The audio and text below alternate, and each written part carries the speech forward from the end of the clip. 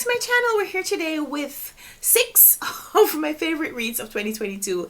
I don't know how many of these videos there will be, but I wanted to come on here and just share a little bit, rhapsodize a little bit about some of the books that I read, some of the fantastic things that I read in 2022.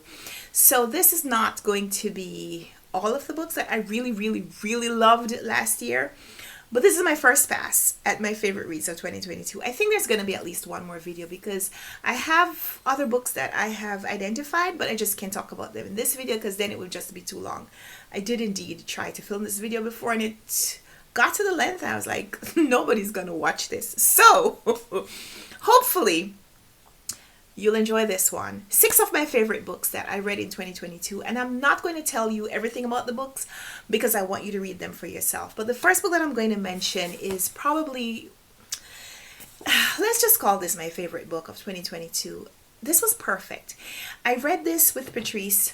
Patrice also gifted me this book. It was on my TBR for the year, and she said, let's read this book together. And she sent me this copy, and I loved it. So thank you, Patrice, for just facilitating this experience.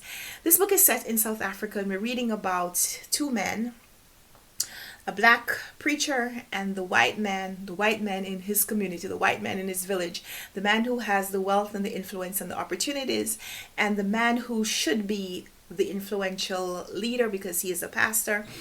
And so black and white, and a thing that happens because of their sons, and how these 2 men and how their families and how the community changes because of the thing that happens between their sons.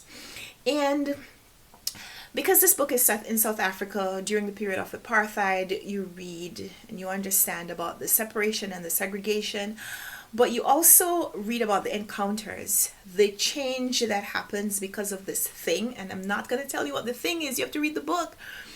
But how sometimes negative things can be catalysts for positive change. And this book, because like I said, one of the main characters is a pastor, and a lot of his experience is religious, and he sees things through this religious perspective.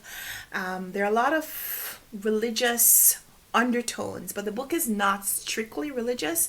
It's more about how sometimes a person's life can be a sacrifice, kind of, but you could also be a living sacrifice, right? And so, man, this book is powerful, it's tender, it's beautifully written. So yeah, if I could recommend one book to you, if you want to stop watching the video at this point, you want to get one recommendation from me from my 2022 reading, this would be it. Cry the Beloved Country by Alan Paton, because I don't even think I said the title before.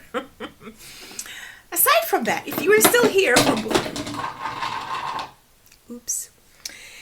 If you are still here for book number 2, it is the last book that I finished in 2022. It is a novel, it is a short story by Toni Morrison, known for her novels.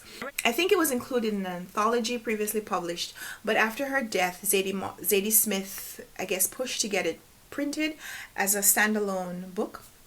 So I read it, and thank you. I can't remember now who commented when I went to the library and I was doing these list challenges during Vlogmas, and I said, I don't know much about this book, and someone said, I read it and I liked it. So I decided to read it and I loved it.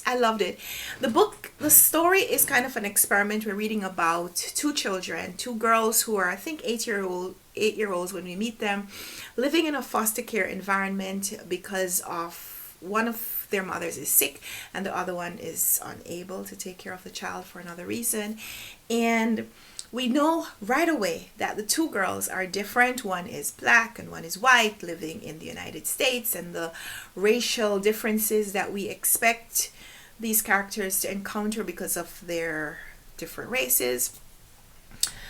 But we don't know which character is which. And as we read about the girls living in this foster care environment and having their mothers come to visit, and later as we see them as adults meeting each other again and the encounters that they have and the lives that they have, it is an experiment that Toni Morrison asks the reader to participate in. Given certain characteristics, who do you think is the black character and who do you think is the white character? And at various points in the story, I thought I knew which character was which based on their names and what they do and what their mothers are like when they come to visit.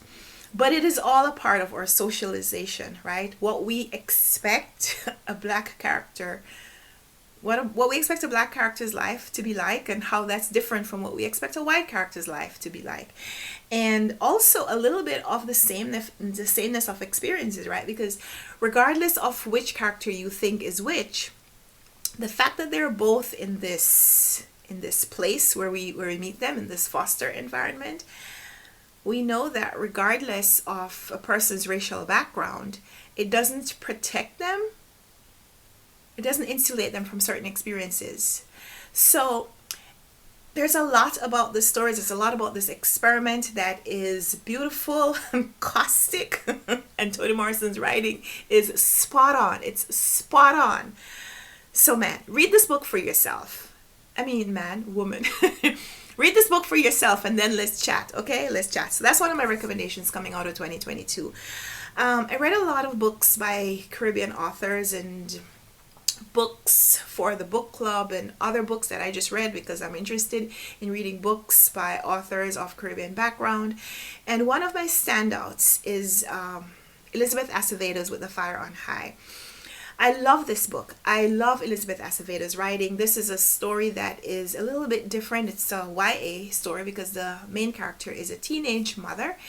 And we read about how she balances all the responsibilities and what she perceives as to be obligations, how she takes care of her son and her relationship with her grandmother who she lives with and her father who's absent, and how she deals with the memory of her mother who's not present, and the other parts of her life, her friends and her teacher and the potential romance. But with all of that, she has a gift for culinary arts and how she takes whatever is on her plate, and because it is a culinary book, how she dishes out other things to other people. That book was a delight because given the fact that we're reading about probably a non-traditional main character in that she is a teenage mom.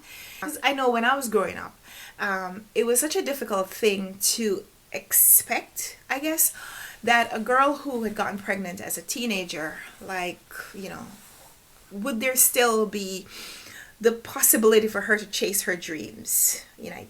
Does she even get to be the main character in her own life story? So this book was a little bit of interruption or a disruption of that kind of stereotype. So I love that. And Elizabeth Acevedo's books, Elizabeth Acevedo's writing is just perfectly delivered. It's that plate, that umami kind of flavoring where it's sweet and salty and bitter and sour and goodness all rolled into one. This book is kind of an umami of that kind of. This book is kind of an umami kind of literature. I love it. So I'm here for that book. And then a book that I read in December as well and just love, this is the Christmas Shopaholic by Sophie Kinsella. Sophie Kinsella has a Shopaholic series. The main character in here is Becky Bloomwood, and because she's a shopaholic, she tends to solve her problems or try to solve her problems with things that she can buy. And in this installment, she's married, she has a child, and of course she has lots of opportunities to spend money, right? Because when you have a family, like, I don't think you know how many things you can buy or might feel like you need to buy until you have a kid. But in this one, Becky, she's still buying stuff in here, but she also learns a little bit of the limitations of consumerism. She learns that there are some things that you can buy, and there are some things that no matter how much money you'd be willing to spend, those things are just not things that you can buy, and how sometimes the best gifts that you can give and receive are words and things that are can't buy them, right? So love this book, love this book. And while it is a Christmas book, it's this kind of story that you could experience anytime. So thank you so much to Penguin Random House for gifting me this copy, and I'm pretty sure I'm going to reread this. I was thinking about giving it to someone because it's still in fairly good condition. I was going to give it to one of my friends, but I might let them read it, but I'm going to keep this one for myself because I'm going to reread that book. It might just be the book that I read every Christmas when I start thinking about Christmas shopping. This book reminds me, there are other things that you could give for Christmas. Another book that I wanted to mention was The Island of Missing Trees by Elif Shafak. I read this for the BookTube Prize, and it wasn't my top rated book of the round when I read it, but it was one of my standout favorites. And it's a story that, it's a book that I haven't heard a lot of people talk about, and so I'm mentioning it here because I am still thinking about this book. It is set in Cyprus. Cyprus? Yeah. And so, well, it starts in Cyprus, and then the characters move to another place. They move to England, and it's a little bit about movement and migration and how sometimes you want to leave, but it's not the same person who leaves who gets to the new place. And it reminds me of that idiom, that proverb, wherever you go, there you are. How sometimes the part of you that leaves, when you travel, there's a part of you that stays at home. There's a part of you that cannot leave home. And even though there's a part of you that goes on to have these new experiences, sometimes it's impossible to put those two parts together.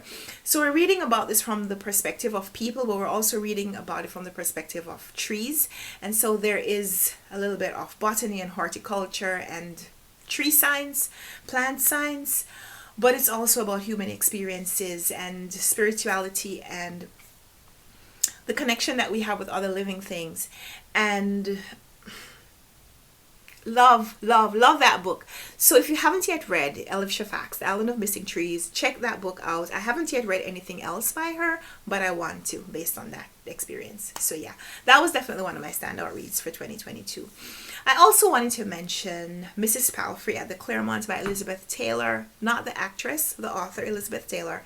And I read that one early in the year. It was a buddy read with Rosalie and Columbus, and we were all three of us charmed and delighted by this book about an older woman, and after a change in her life and her life situation, she goes to live in this residential hotel, which is kind of like an home for the elderly, but not, because it's more of a hotel than a home.